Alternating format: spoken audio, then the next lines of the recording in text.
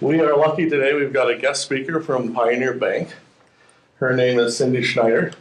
She is the Assistant Supervisor of Accounts Processing. Mm-hmm. She's going to talk to us about a lot of the topics that we covered in Module 2 and Module 3. And everybody knows exactly what I'm talking about, right? Do you remember Module 2? Yeah. Not exactly. Saving, budgeting. But Okay.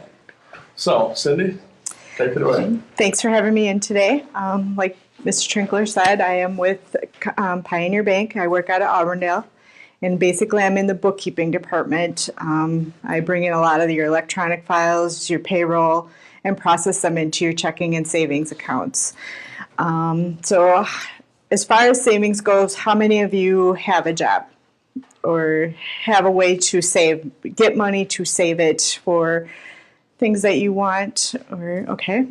So when you get your paychecks, do you put a little bit into savings, or do you just go and blow it off? I save sometimes. Do you? Okay. So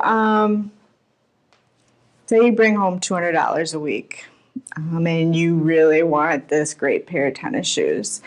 Could you afford to put $10 away each week to save up for those shoes? Okay. Another way to think of it is when you get your paycheck, maybe a good idea would be to figure out what you're going to spend in the 2 weeks that maybe you get a paycheck and put 10 or 15% of that check away so that you have, and then come up with a goal of what you want to save for, whether it be go to college, buy a new car. Do you have a savings account? Yeah. No. Okay. Do any of you have savings accounts? No. Okay. No. With a savings account, the more when you put money in each month, it gains interest on that amount that you have in there. Some savings accounts do require you to have a minimum balance. At Pioneer Bank, if you're under 18, we have a youth savings account where you don't have to keep a minimum balance in there.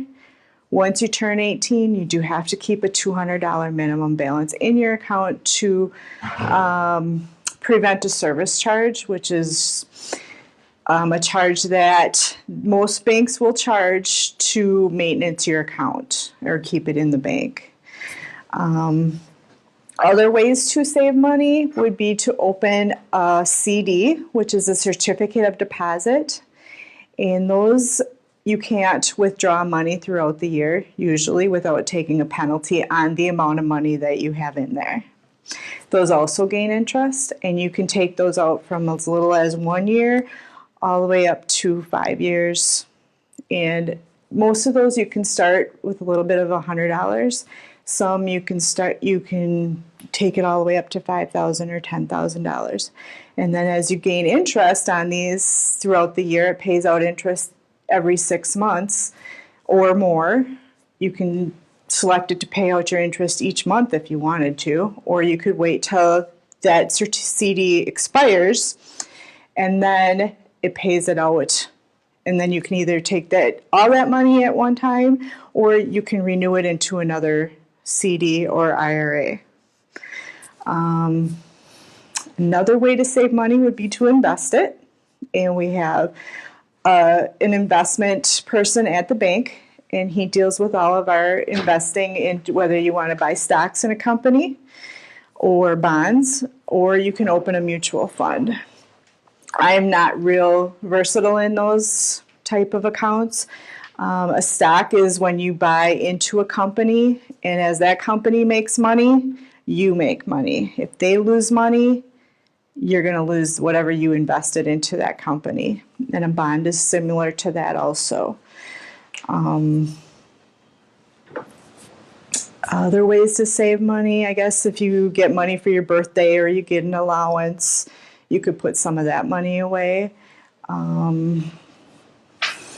Any other questions? One of the central topics that came up a lot in Module 2 and also in Module 3 was tied to liquidity. Okay, liquidity. Would you be comfortable talking about that?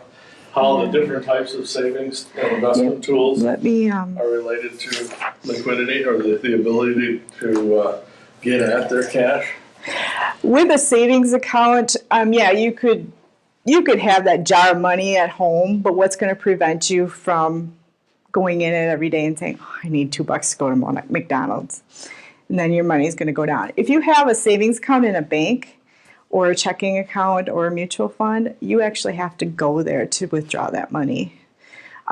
With the technology today, with the electronic banking, yeah, you can transfer money back and forth between your two accounts, or you can make sure that it's on there so that if you have a debit card, you know what debit cards are. That is ways to get your money out through an ATM machine or purchase something at a store. But it's a little bit, it will drain your account, but it doesn't prevent you from using the money. But a savings account, you do have to actually go to the bank to get the money out. It's a little bit harder to just pull it out of your pocket or pull it out of that jar that you may be saving, a piggy bank type of thing.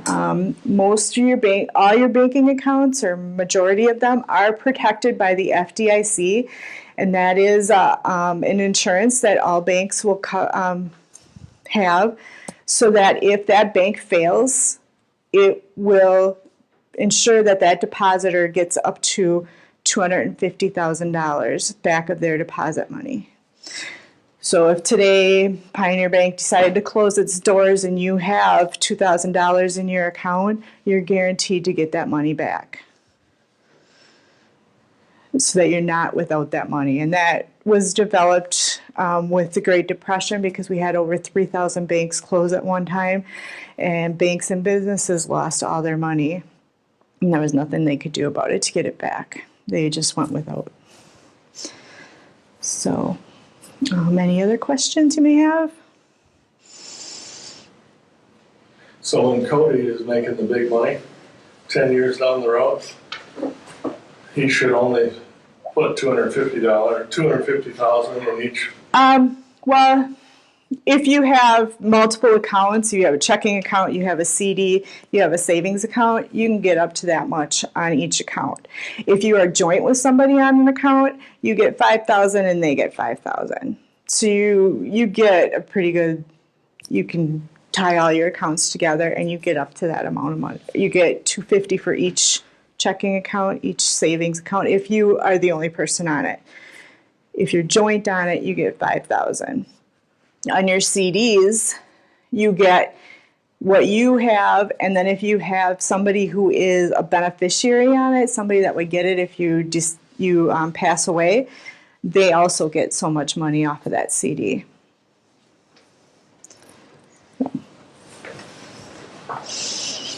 I do have a couple handouts today on mutual funds that I'll hand out to you guys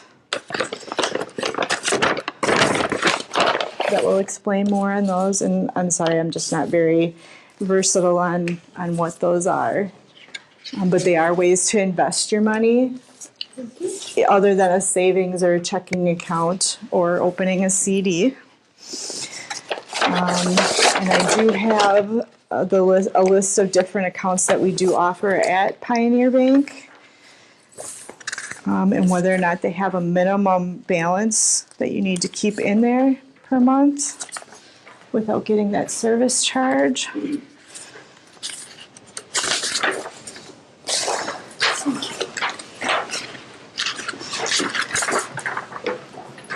So does Pioneer Bank let you take out loans? Yes. So what would you do if it's your first time taking out a loan? If you are under 18, they are going to require a co-signer, but you would have to come in and show proof of your income and So fill up check stubs and stuff like check stubs. Yep. that? I'm 18 and I want to take out a loan, but would I just have to bring proof ID and social Proof security? of ID, social security number. They may want to know if you're not a customer of Pioneer Bank, what type of accounts you have at the other banks, and what your balance is. 'Cause they want to make sure that you're going to be able to pay back what you borrow.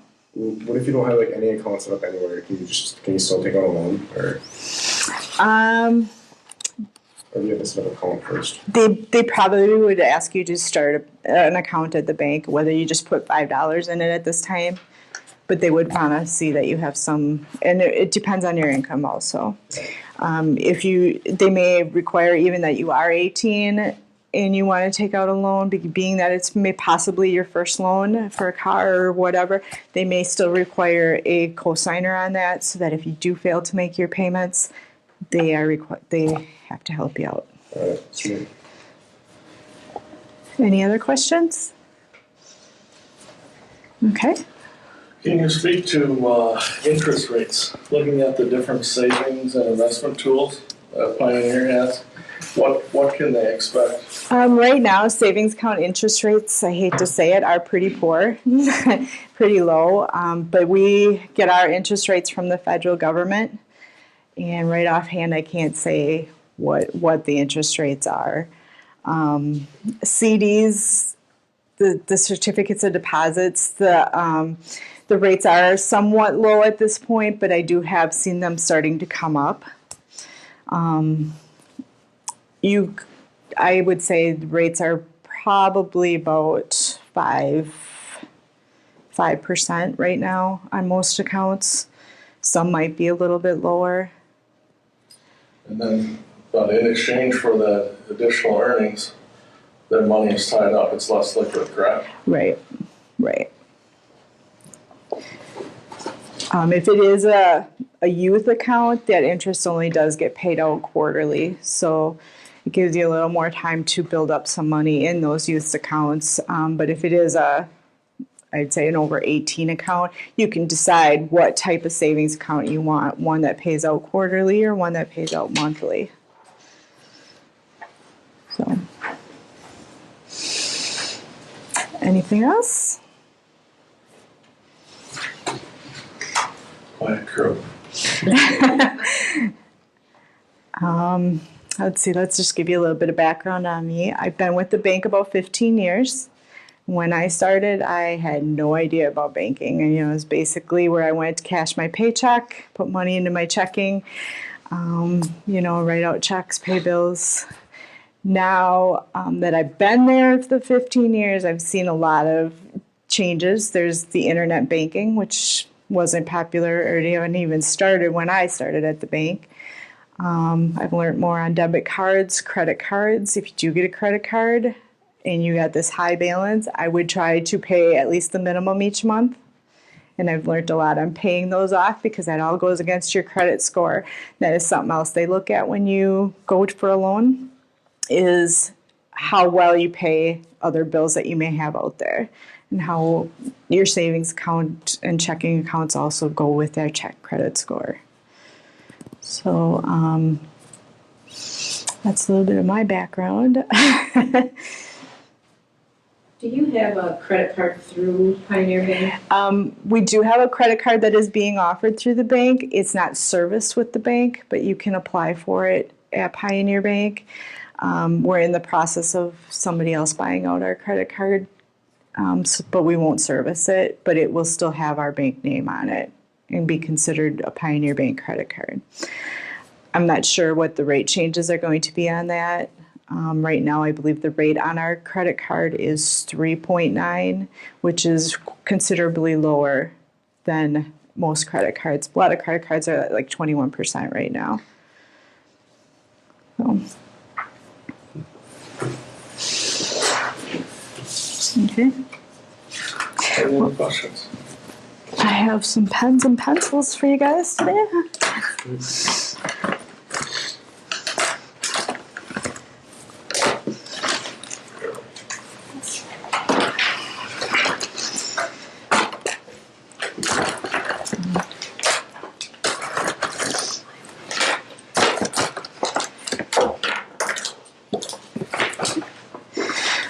Well, if you guys come up with any other questions in the next day or so or weeks, just, call the bank and ask for me, and I can gladly find out an answer for you if I don't know it, or answer anything you may have. Just want to thank you for having me come in today. Thank you very much.